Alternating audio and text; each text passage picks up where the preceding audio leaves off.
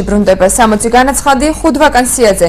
საქართველოს საზოგადოებრივი მაუწყებლის სამეურვეო საბჭოს მსურველთა ვინაობა ცნობილია. ასევე ცნობილია მათ ვინაობაც თუ ვინ ეცდება სამეურვეო საბჭოს შემადგენლობაში მოხვედრას აჭარიდან. რა პრინციპით შეარჩევენ კანდიდატს აჭარის უმაღლეს საბჭოში და კონკურსანტთა განწყობა თამილა ზოიძის რეპორტაჟში.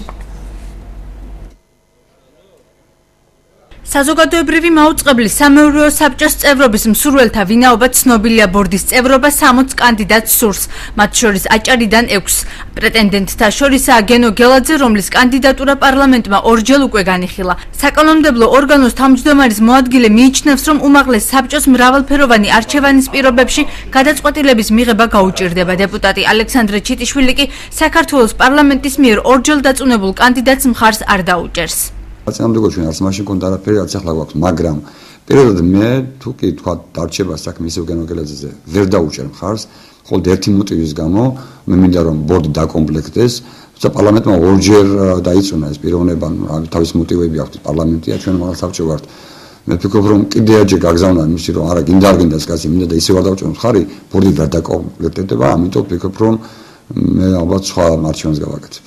გენოს უპირატესობა ერთადერთი ისაა, რომ გენოს უკვე ორჯერ დაუჭირა მხარი უმაღლესმა საბჭომ, სამხატვრო საქართველოს პარლამენტმა ჩააგდო, მაგრამ ამ შესაძლებლობით რომ ისეთი ადამიანები მაშინ გენო ერთადერთი იყო და ალტერნატივა ჩვენთვის.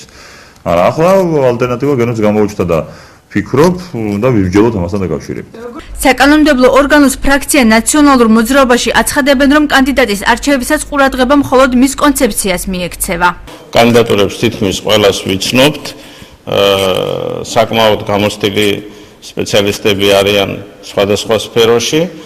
მიგვაჩნია რომ მათგან ვინც გავა მეორე ტურში, ჩვენ დავაკვირდებით, შევისწავლით და არჩევანს გავაკეთებთ ერთი კრიტერიუმით. ის კანდიდატი იქნება ჩვენი რჩეული და მხარდაჭერილი, ვინც ჩვენი შეხედულებით და ჩვენი წმენით ყველაზე მეტად გაითვალისწინებს და გამოადგება ჩვენს რეგიონს.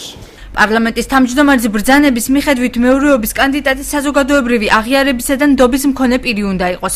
მას უნდა ჰქონდეს მაგისტრის ან მასთან გათანაბრებული აკადემიური ხარისხი და არანაკლებ 10 წლის მუშაობის გამოცდილება.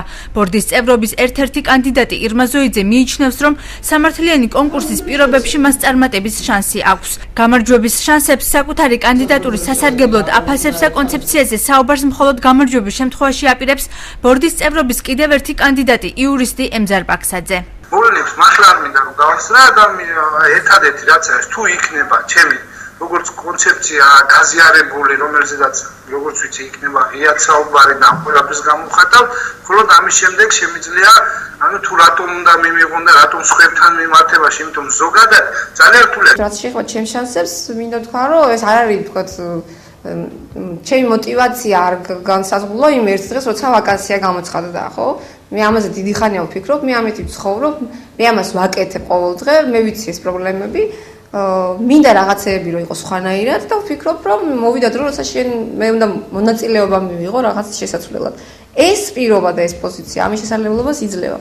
სამეურვეო საბჭოს წევრების შესარჩევი 9 კაციანი კომისია კანდიდატებს ბიოგრაფიისა და კონცეფციის საფუძველზე შეარჩევს.